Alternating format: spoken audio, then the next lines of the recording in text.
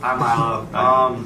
You spent tonight endorsing a right to free speech, especially on colleges where you often speak. Yeah. Yet you are an avid supporter of a presidential candidate who wants to expand libel rights against journalists, supports restrictions on the internet, and condone violence towards peaceful protesters.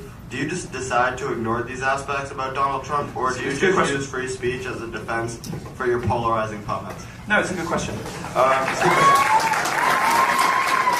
So I don't think Trump endorses violence toward anyone. I've never seen any evidence of that. I think that's a confection.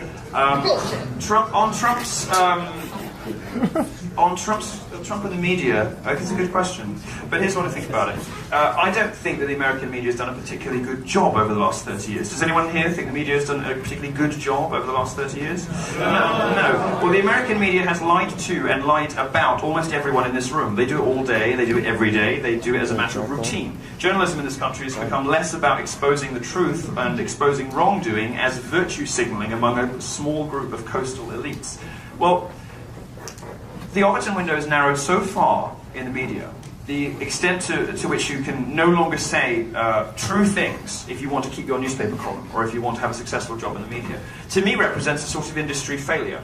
And in those industry failures, well, that's precisely the moment when the government steps in. Now, what Trump is proposing isn't clear because he wasn't particularly specific about it. What he said was something along the lines of, it should be harder for them to lie about people. Well, who really disagrees with that? I don't think the libel laws in Britain are particularly great. They're way too strict, and they stop some journalists from doing what they should be able to do. But in America, you don't have that. And if a mild discouragement exists in law that prevents journalists from, and he was very specific on this point, he was very specific, if a mild discouragement in the law exists to prevent journalists from knowingly and deliberately lying about people, that's the key thing. This is mendacious libel, right? He was only talking about mendacious libel. Is that a bad thing? Stopping people from knowingly lying about people? The First Amendment doesn't give you any right to do that. If you're a journalist, you have a responsibility. Or does it? Who knows? But it's not as simple as you painted it. Not even remotely. And if we're talking about mendacious libel, there are several very good arguments that the American system deserves a little strengthening. And I say that as a journalist who exercises extreme free, I exercise my right to free speech, every day in full. And I wouldn't be able to operate without it. But you know what? I've never been sued because I don't get my facts wrong and I don't lie about people. So I have nothing to fear from this law. And if a little strengthening of mendacious libel curtail some of the excesses of the hard left in American media, I don't think that's such a bad thing. What was the third one you didn't like? The third one was... Oh, listen to him now. He's all crestfallen now. Oh, all right. Come on, give me the third one. You can remember. Condone violence towards people. No, I did that one. No. Supported restrictions on the internet. Oh, well, you're just wrong about that. You don't understand what he was saying. So what Trump was saying very specifically was we should look into technical solutions to hampering terrorists' access to the internet. He wasn't saying we should close down the internet, like you can't visit Reddit. What he was saying is, and he's right, that there... Well, you probably wouldn't go on Reddit, who knows. Tumblr in your case, maybe.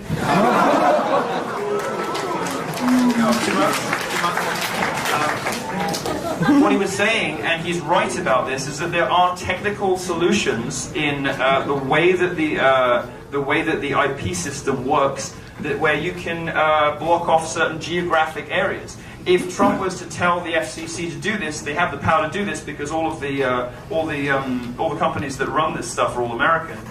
If the FCC was instructed to do this, they could, in theory, cut off 98% of ISIS's internet connectivity. It would severely hamper ISIS's ability to recruit, to market what they're doing, and to organize themselves. It would severely affect their ability to do all of the things for which they are now so globally feared, all the things they're amazing at on the internet. It would really, really harm them. They would have to invest in incredibly expensive data-enabled satellite phones. They wouldn't have access to regular internet connections. We could, in theory, if we wanted to, cut off the access of large geographies in the Middle East from communicating with us and with themselves. That's what Trump was talking about. It is perfectly technologically possible. It has very few free speech dimensions, and those that it does I don't think are very objectionable. Again, you completely misrepresented it. Thank you for taking my question, and I completely support your right to speak here. And Thank you very much. Thank you for the question.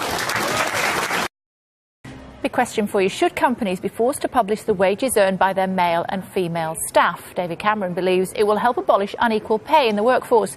But some argue there's no problem to solve. Let's get more on this with writer and broadcaster Milo Yiannopoulos and journalist and author Nikki Hodgson. Ladies first. Nikki, what do you think? I think it's a great idea. It's brilliant that David Cameron has embraced this initiative, which I actually think came from Labour originally.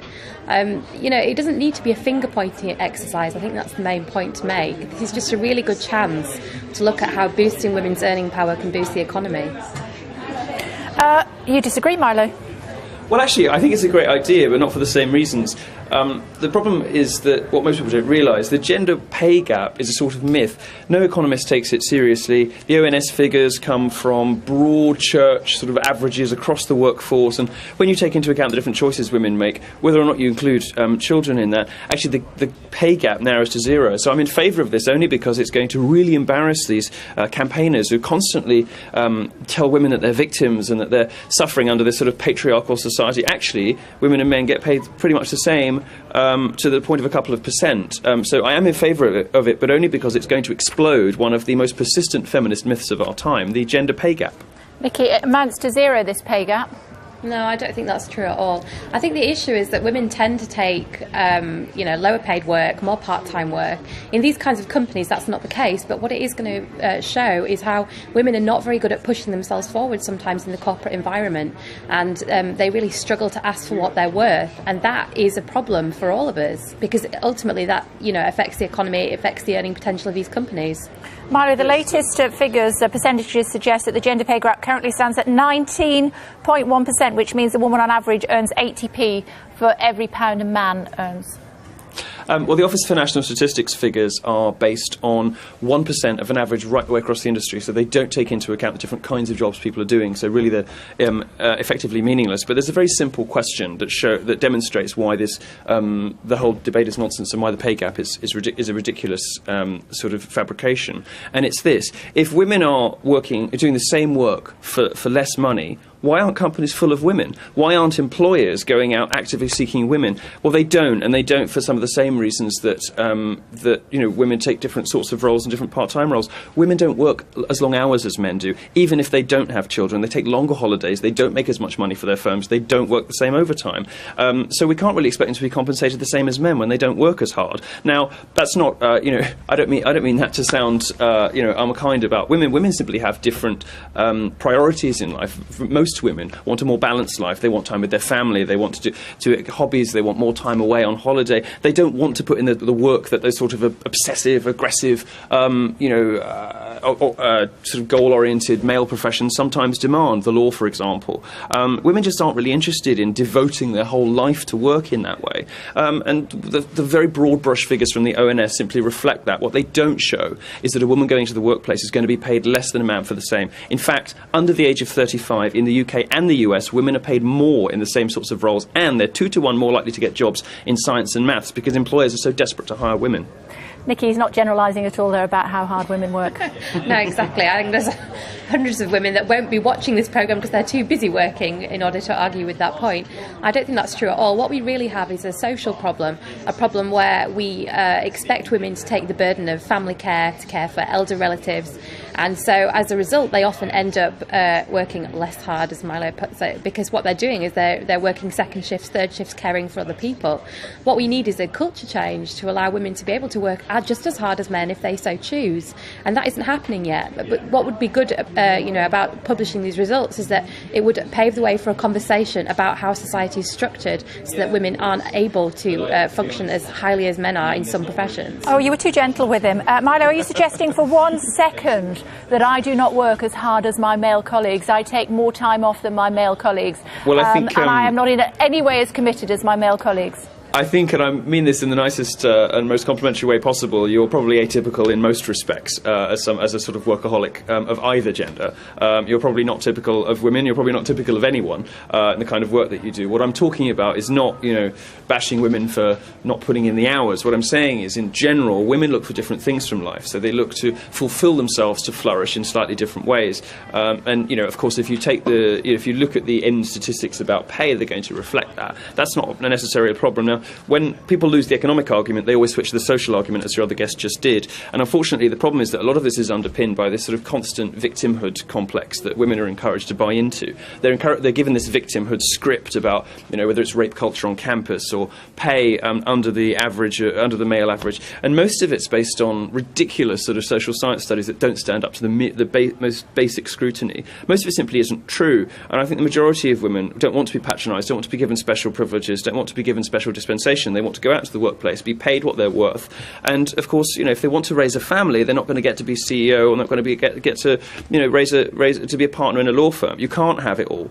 You can't do all of these things. And what really sort of frustrates me, and I think frustrates a lot of ordinary women who find these sorts of debates a bit dull and a bit mystifying, is that there's some sort of somehow implication always behind the scenes that being that motherhood is a bad thing, and that it's a bad thing for a woman to aspire to raise a family and to be a mother. Actually, it's sort of one of the most extraordinary things that anybody can accomplish and anybody can do. But there's this sort of assumption that if you do that, then we've got to make sort of special dispensation when you go back to work and pay you more and give you all these benefits and whatever, rather than celebrating the unique things that women can do in society that men can't. You started off that answer, Nikki, by trying to compliment me and take the wind out of my sails. You have a go. Absolutely. I've got no time for that argument whatsoever. Women want to do many varied and amazing things with their lives. Motherhood might be part of that. But, again, if that's such a wonderful thing to do, why are men not bending over backwards to take time off to raise their children? They're not, because the culture is not set up to encourage men to share the load of care. Women, even when they're married and working, do more domestic chores than men do. We've seen these surveys time and time again, and I think it's really insulting to say that women might not be as inclined to work as hard or want different things from life. There are plenty of women who are hugely ambitious. Just look at the number of graduates that we have now. Women are outstripping men. They're getting better degrees. What we haven't seen yet is culture change to accommodate and to reflect that. And I think the other thing is that it tends to be older women often that are also in part-time work positions, but we shouldn't just leave them to flounder. They're often picking up care bills for elderly parents as well as looking after children and the rest of their families. So, I just think Milo's argument is ridiculous that women, shouldn't be paid as much because they want other things from life. OK, Milo, we've been given more time, so you're going to have to work even harder. It's more than 40 years since the Equal Pay Act, and yet still it is a fact that women do not earn as much as men. No, I'm sorry, it's not a fact. You can only say that if you take broad brush averages across all industries and all genders, and you can say the amount of money going to women is a bit less. Well, it's not. I mean, for one thing, it's illegal to pay a woman less than a man for the same work. Interrupt him, Nikki. Go on. No, they say, it's illegal to pay a woman. If that's the case, then when these results are published, they won't reveal anything. They won't reveal any difference, but they're going to. That's the point. The whole reason David Cameron is encouraging it. I want them to be published, because what they're going to show is that at all stages, all else being equal, the genders are paid the same. Or even what they might show, you're saying the culture hasn't changed. I think your argument's 20 years out of date. The culture has changed, which is precisely why there are more women going to university, more women graduate from university, they're getting higher grades, they're 2-to-1 favoured when they go for job applications, particularly in science and technology, and they're paid more, depending on whose figures you believe, up to the age of 30, 35 or 39, it's probably about 35, women are paid more than men. But so whatever gender pay gap you're talking about has already been fixed. But it hasn't. So the good news for you is that there isn't a problem anymore, although there used to be, and that if we do release these figures, which I'm very excited about, they're going to prove me right. So I guess we'll have to wait and see.